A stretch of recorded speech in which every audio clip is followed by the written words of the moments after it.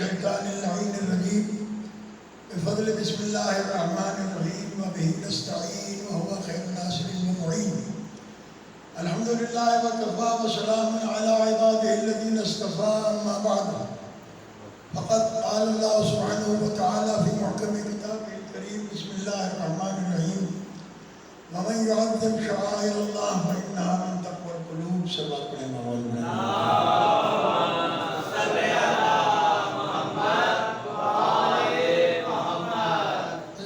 آپ سوچ رہے ہوں گے کہ آج ممبر کو چھوڑ کر یہ کھڑے ہو کر تقریر کیوں کی جا رہی ہے؟ اس کی ایک وجہ ہے، یہ جو دن ہم منا رہے ہیں میں چاہتا ہوں کہ اپنے بچوں تک وہ معلومات پہنچائی جائیں جس کی وجہ سے ہم اس دن کو اہمیت دیتے ہیں۔ مولانا نے فضائل پڑھے ماشاءاللہ، بہت خوبصورت انداز سے شاعر اللہ کی وضاحت کی۔ پروردگار اعلیٰ فرماتا ہے کہ جس نے بھی تعظیم کی شاعر اللہ کی، بس اسی کے دل میں تقویٰ ہوا۔ کیا ہے؟ وَمَن يُعَظِّمْ شَعَائِرَ اللَّهِ فَإِنَّهَا مِن تَقْوَى الْقُلُوبِ، بے شک یہی تقوی القلوب یعنی تقوی والے دل ہیں۔ یہ کیوں کہا گیا کہ تقوی والے دل ہیں؟ اور اس کو تقوی کو شعائر اللہ کے ساتھ میں جوڑا گیا۔ اور میں آپ کی خدمت میں دو چار باتیں شروع میں عرض کر دوں تاکہ یہ بات تو مولانا نے شروع کی تھی، میں اس کو دو تین باتیں آپ کی خدمت میں عرض کروں کہ جتنی عبادتیں ہیں قرآن مجید میں حکماً آپ پر فرض کی گئی ہے، ان کا بنیادی مقصد ہے حصول تقوی۔ کیا ہے؟ تقوی کو حاصل کرنا۔ بیدار ہو کر سنیے گا تھوڑا سا تاکہ میں بات آپ کے سامنے پیش کروں۔ جتنی عبادتیں فرض کی گئی ہیں ان کا مقصد کیا ہے؟ حصول تقوی۔ کیوں؟ اس لیے کہ وَأُزْلِفَتِ الْجَنَّةُ لِلْمُتَّقِينَ، ہم نے جنت کو سجایا ہے صاحبان تقوی کے لیے۔ جنت میں متقی جائے گا، متقی بننے کے لیے نماز بھی پڑھنا ہے، روزہ بھی رکھنا ہے، حج بھی کرنا ہے۔ لعلکم تتقون، قرآن مجید میں واضح آیت ہے روزے کے لیے، یا ایھا الذین آمنوا کتب علیکم الصیام کما کتب علی الذین من قبلکم لعلکم تتقون، اے ایمان والوں تم پر روزے فرض کیے گئے ہیں تاکہ تم جیسے گزشتہ امتوں پر فرض کیے گئے تھے تاکہ تم متقی بن سکو۔ تو ایک ہے حصول تقوی کا ذریعہ اور ایک ہے تقوی۔ تقوی تک پہنچنے کے لیے ذریعہ استعمال کیا جاتا ہے، جیسے مثلا ابھی ہمارے مہمان کراچی سے آئے ہیں تو یہاں تک پہنچنے کے لیے انہوں نے جو ذریعہ استعمال کیا، اب وہ کار ہے، موٹر سائیکل ہے، بس ہے، ہوائی جہاز ہے، ہیلی کاپٹر ہے، بائی سائیکل ہے یا کوئی اور سواری ہے، تو جس سواری کو بھی استعمال کیا گیا وہ یہاں تک پہنچنے کا ذریعہ تھا۔ لیکن اگر یہاں تک پہنچ کے یہ صاحب زمان تک نہ پہنچ سکے، جامع مسجد صاحب زمان تک نہ پہنچ سکے اور مجلس نہ پڑھ سکیں اور اس مجلس میں شرکت نہ کر سکیں تو ان کا یہاں آنا بیکار ہے۔ یہی ہوگا نا، ٹھٹا سے لوگ آئے ہیں، مکلی سے لوگ آئے ہیں، کیا مقصد ہے؟ مجلس۔ تو کوئی نہ کوئی ذریعہ استعمال کیا، تو جو ذریعہ استعمال کیا گیا یہاں تک پہنچنے کے لیے اس کا درست ہونا ضروری ہے، اس کا صحیح ہونا ضروری ہے۔ وہ عبادت، نماز، روزہ، حج، زکوٰۃ، یہ ذریعہ ہے تقویٰ تک پہنچنے کا۔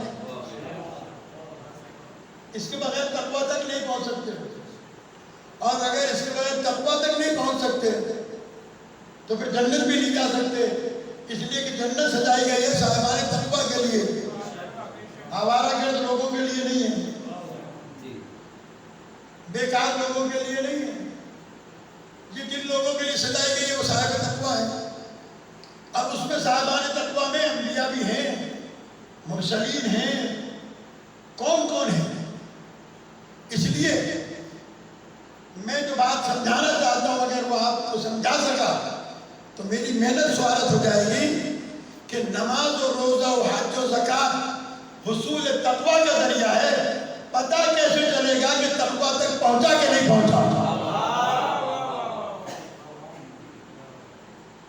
میں بول رہا ہوں، یہ آواز آپ کے کانوں تک آ رہی ہے، اس کا مطلب میں بول رہا ہوں. چپ ہو جاؤں آپ سمجھیں گے کہ میں نہیں بول رہا. پیاس لگی ہے، پانی پیا، پیاس بجھ گئی، معلوم ہوا کہ پانی پیا ہے. کھانا کھایا، بھوک مٹ گئی، مطلب یہ کہ پتہ چلا، نتیجہ نکلا. تو ایک ہے تقویٰ تک پہنچنے کا ذریعہ اور ایک ہے نشانی، تقویٰ کی علامت. تو علامت تقویٰ ہے نماز، حصول تقویٰ کا ذریعہ ہے نماز، روزہ، حج، زکوٰۃ، خمس، جہاد، امر بالمعروف. یہ سارے عمل حصول تقویٰ کا ذریعہ ہے. اور اللہ نے کہا جو شعائر اللہ کی تعظیم کرے گا اس کے دل میں تقویٰ ہوگا. معلوم ہوا تعظیم شعائر اللہ علامت ہے تقویٰ کی. اور دنیا میں کتنی چیزوں کو شعائر اللہ بنایا گیا. ابھی مولانا نے آپ کے سامنے صرف صفا و مروہ کا ذکر کیا. یہ دمبا جو آپ خرید کے قربانی میں ذبح کرتے ہیں یہ بھی شاعر اللہ ہے. سال بھر میں ہزاروں لاکھوں کروڑوں بکرے، دمبے اور اونٹ ذبح کرائے جاتے ہیں. وجہ کیا ہے؟ وجہ یہ ہے کہ اس نشانی کو زندہ رکھنا ہے. مسئلہ دمبے کا ذبیحہ نہیں ہے، مسئلہ ہے اسماعیل علیہ السلام کی قربانی کو زندہ رکھنا. صفا و مروہ کا مسئلہ نہیں ہے. وہ زمین استعمال ہوئی ہے حضرت اسماعیل علیہ السلام پہ بچانے کی کوشش میں، تو اللہ نے اس زمین کو شاعر اللہ بنایا. اس دمبے کو جو جناب ابراہیم کے اسماعیل کے لیے آیا تھا وہ تو ذبح ہو گیا. یہ آج جو 1400 سال کے بعد آپ منڈی سے بکرا خرید کر ذبح کرتے ہیں یہ بھی شاعر اللہ ہے، یہ بھی اللہ کی نشانی ہے. تو عزیزان گرامی جب یہ طے ہو گیا اور قرآن مجید نے بتا دیا تو اب بتائیے صفا و مروہ شاعر اللہ، مزدلفہ جہاں سے کنکریاں چنی جاتی ہیں وہ بھی شاعر اللہ، یہ دمبا بھی شاعر اللہ، یہ صفا و مروہ بھی شاعر اللہ. شاعر اللہ کا مطلب کیا ہے؟ اور اللہ تبارک و تعالیٰ کی یہ سنت ہے قرآن مجید میں کہ جو چیز بھی دین اسلام یا انبیاء و مرسلین کے حفاظت اور بچانے کے لیے کام آ جائے اسے شاعر اللہ قرار دیا جاتا ہے. اور جس کے دل میں ان کی تعظیم ہوگی تو دمبے کی تعظیم کریں گے، دمبے کی تعظیم کریں گے اس لیے کہ وہ شاعر اللہ میں ہیں. صفا و مروہ کی تعظیم کریں گے، وہاں جا کے جو دوڑتے ہیں ان سے پوچھو اس دوڑنے میں تمہیں کیا ملتا ہے، کیوں دوڑتے ہو یہاں؟ 1400 سال پہلے جناب حاضرہ دوڑی تھی، اب کیوں دوڑ رہے ہو؟ چھوڑو اس کو. 1400 سال ہو گئے بلکہ زیادہ ہو گئے. حضرت ابراہیم علیہ السلام کو زیادہ عرصہ ہو گیا اسماعیل علیہ السلام. وہ دوڑے تھے، اللہ نے اسے حج کا رکن قرار دے دیا. حج نہیں ہوگا اگر کوئی صفا و مروہ کی دوڑے دے. اگر یہ عمل انجام نہ دے، مزدلفہ جا کے کنکریاں نہ چنے، اس کا حج نہیں. منی میں جا کر قربانی نہ کرے تو اس کا حج نہیں. یا اللہ اتنا بڑا عمل جو زندگی میں تو نے ایک مرتبہ فرض کیا ہے اس میں یہ سارے کام تو کیوں کرا رہا ہے؟ کہ اس لیے تاکہ دنیا کو یہ یاد رہے کہ زمزم کس کے پاؤں سے نکلا تھا، حاضرہ کس کی وجہ سے دوڑی تھی، دمبا کس کی وجہ سے آیا تھا، صفا و مروہ کے درمیان کیوں دوڑی تھی، مزدلفہ کے اندر کیوں کنکریاں چنی گئی تھی. کس کے لیے کنکریاں چنی گئی تھی؟ اس کے لیے شیطان کو مارنے کے لیے. اور شیطان بھی ایک نہیں 3، ان تینوں شیطانوں کو مارنے کے لیے کنکریاں چنی گئی، اور یہ شیطان 3 درجے کے ہیں، چھوٹا، متوسط، درمیانہ اور بڑا۔ یہ کیسے بن گئے شیطان؟ وہاں شیطان تو کھڑا نہیں ہے، اس جگہ کو علامت بنا دیا گیا۔ پڑھیں آپ تاریخ، آپ کے سامنے بات واضح ہو کے سامنے آ جائے گی۔ کیوں وہاں پر شیطان بنائے گئے؟ حضرت ابراہیم علیہ السلام جب حضرت اسماعیل علیہ السلام کو لے کر ذبح کرنے کے لیے نکلے، ذبح کرنے کے لیے نکلے، تو شیطان نے سوچا کہ گمراہ کیا جائے، ان کو روکا جائے سمجھ سے، تو سب سے پہلے وہ جناب حاجرہ کے پاس آیا، دروازے پر ڈپل بات کیا۔ حضرت حاجرہ نے پوچھا کون؟ توجہ ہے آپ کی؟ حضرت حاجرہ نے پوچھا کون؟ کہا میں تیرا محسن ہوں، تیرا شوہر بوڑھا ہو گیا ہے، تیرے بیٹے کو ذبح کرنے کے لیے لے گیا ہے، اگر تیرے بیٹے کی جان بچانی ہے تو جلدی گھر سے نکل اور جا کر ابراہیم کو روک، ورنہ تیرا بیٹا ذبح ہو جائے گا۔ بس جیسے ہی اس نے کہا جلدی گھر سے نکل، جا کر ابراہیم کو روک، حضرت حاجرہ نے پڑھا لا حول ولا قوت الا باللہ۔ شیطان نے کہا تم نے مجھے پہچان لیا؟ کہا پہچاننے کی نشانی کیا ہے؟ کیسے پہچانا؟ تم نے مجھے دیکھا بھی نہیں، پہچان لیا؟ کہا جو نبی کی بیوی کو گھر سے باہر نکلنے پر آمادہ کرے اس کو شیطان کہتے ہیں۔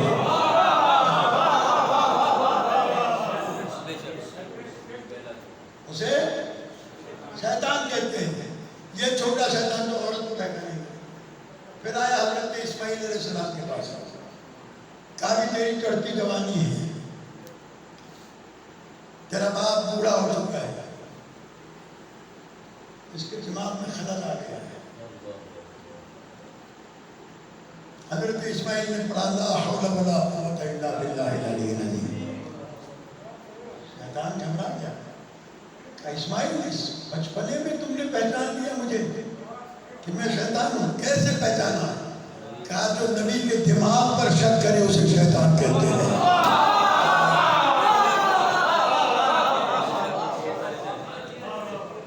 پھر آیا حضرت اسماعیل ابراہیم کے پاس، ابراہیم تم بوڑھے ہو گئے ہو، اللہ نے بڑھاپے میں تمہیں بیٹا دیا ہے، اب اسے اپنے ہاتھوں سے ذبح کر کے ضائع نہ کرو۔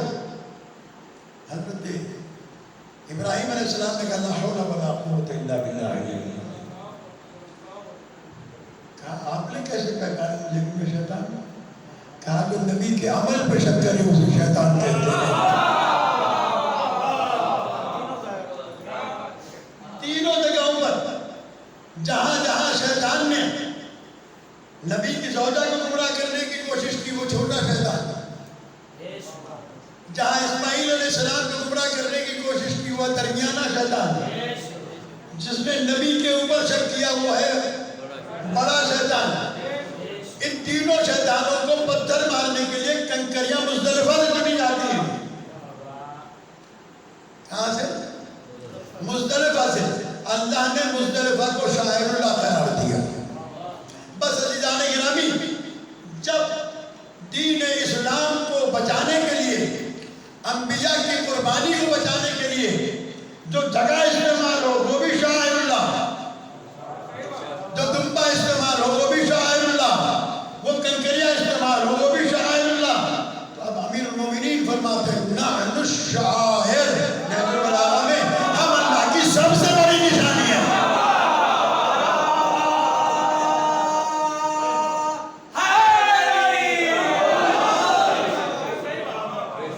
ہم اللہ کی سب سے بڑی نشانی ہے۔ تو عزیزان گرامی، ساری عمر پڑھے نماز، ساری عمر رکھے روزہ، ساری عمر کرے حج، ساری عمر دے زکات، ساری عمر اچھے کام کرے، حصول تقویٰ کے لیے کر رہا ہے۔ اس کے لیے حصول تقویٰ سے کہ شاعر اللہ کی تعظیم ہی نہیں کرتا ہے.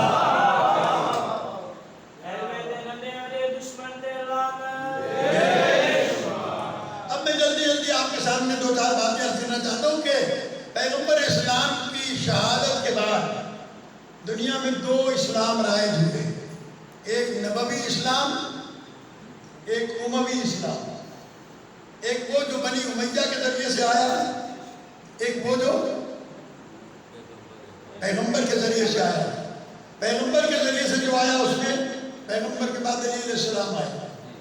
عزیزان گرامی، اموی اسلام کا سرچشمہ یہودیت اور عیسائیت ہے، اور مشرکین کی سازشوں کے نتیجے میں مارد وجود میں آیا ہے، جو کہ شدت پسندی اور بدمزاجی اور قتل و غارت گری کے نتیجے میں پیدا ہوا ہے. مسلمانوں کو کافر قرار دینا اور قرآن مجید کی واضح ہدایت کے مقابلے میں اجتہاد اور صحیح عقائد سے انحراف کرنا، آیات الہی کے ترجمے میں تحریف و تفسیر پر رائے کر کے اسلامی تعلیمات کو مسخ کرنے کی گھناؤنی سازش کی گئی، جس کی وجہ سے آج مسلمان پوری دنیا میں ذلیل و رسوائی کے نشانے پر ہیں. مسلمانوں کو دہشت گرد کہا جانے لگا، رسول امن صلی اللہ علیہ وآلہ وسلم کے خاکے بنائے جانے لگے، قرآن مجید کو نظر آتش کر کے اس کے آفاقی نظام زندگی کی توہین کی جانے لگی. پیغمبر اکرم صلی اللہ علیہ وآلہ وسلم کے زمانے تبلیغ کے تمام اسلامی آثار کو مٹانے کی سازش عروج پر ہے، تاکہ تاریخ اسلام کو مسخ کیا جا سکے اور لوگوں کو حقائق سے دور رکھا جا سکے. آج 1400 سال کے بعد اسرائیل کا غزہ پر حملہ اور فلسطینیوں کے ساتھ جنگ اس بات کا ثبوت ہے کہ دنیا میں دہشت گرد یہود ہے یا نصارہ ہے. اگر دنیا میں مظلوموں کا کوئی حامی ہے تو وہ علی والے ہیں.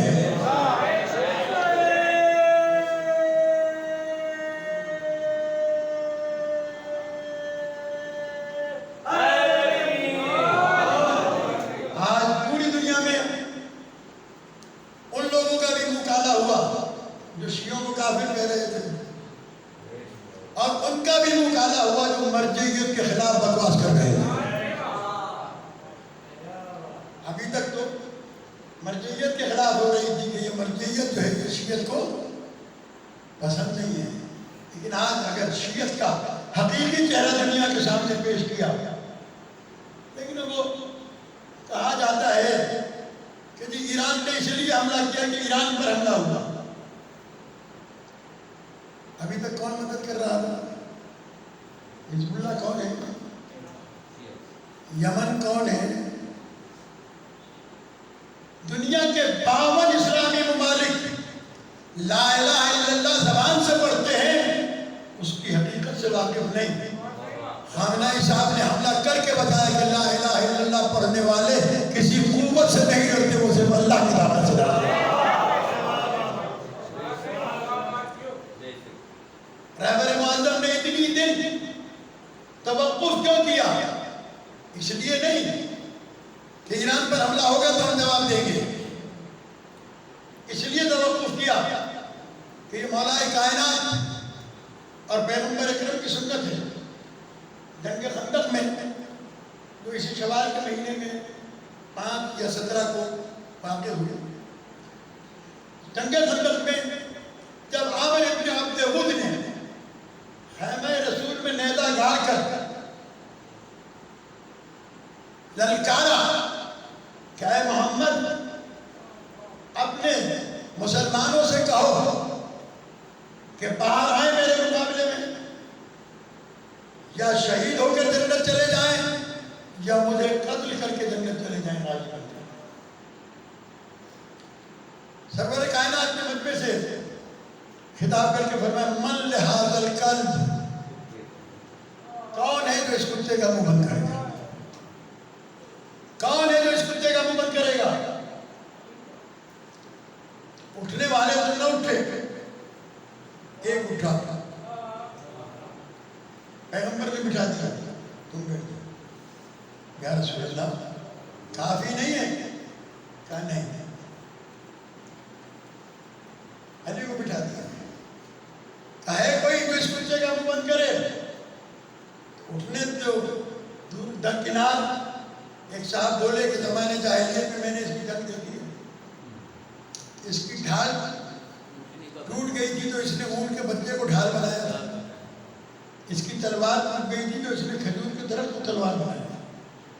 1000 پہلوانوں کے مقابلے میں اکیلا پہلوان سمجھا جاتا ہے۔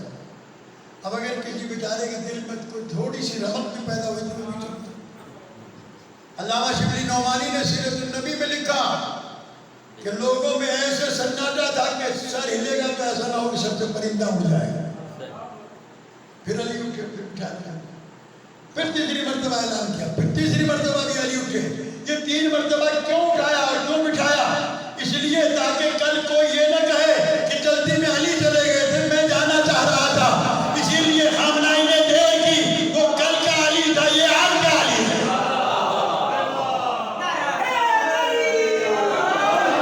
وہ امام تھا، یہ غلام ہے۔ وہ امام تھا، یہ غلام ہے۔ اب دنیا سمجھ لے، جب غلام کا مقابلہ نہیں کیا جا سکتا تو جب پردے غیبت سے اس کا امام آئے گا پھر تمہارا کیا حال ہوگا؟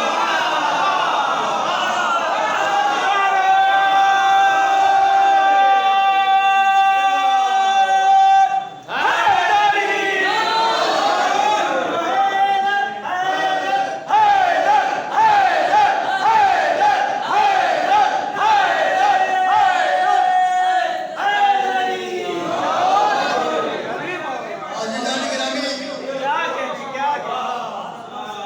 اس لیے انتظار تھا کہ کل کوئی مسلمان اٹھ کر یہ نہ کہہ دے کہ ہم تو حملہ کرنے والے تھے لیکن ایران نے پہل کر دی، ہم تو آگے بڑھنے والے تھے لیکن ایران نے پہل کر دی۔ عزیزان گرامی، یہ پہل جو کیا کرتے ہیں، انہوں نے شاعر اللہ مٹائے، شاعر اللہ کو مٹانے کی پوری کوشش کی۔ اور آج سعودی عرب میں پہلے بھی کیا، یہودیوں کو بلایا گیا، امت مسلمہ خاموش تھی، اہل کتاب ہے۔ پرسوں 3-4 دن پہلے کعبۃ اللہ کے اندر جہاں 80 کلومیٹر تک چاروں طرف اجازت نہیں ہے کسی کافر کو داخل ہونے کی، حدود حرم ہے 80 کلومیٹر، 80 کلومیٹر مشرق مغرب جنوب شمال۔ یہ ہندوؤں کا کعبے میں لے جانا بتا رہا ہے کہ یہ ابھی بھی بت پرست ہیں، مسلمان نہیں۔ اور اب ابو طالب کو کافر نہ کہنا، جب تک کعبے کی چابی ابو طالب کے پاس رہی اس وقت تک کوئی بت کعبے میں نہ جا سکا، لیکن جب تمہارے پاس چابی آئی تو تم نے بتوں کو بیٹا بت پرستوں کو کعبے میں لایا نہ بیٹا۔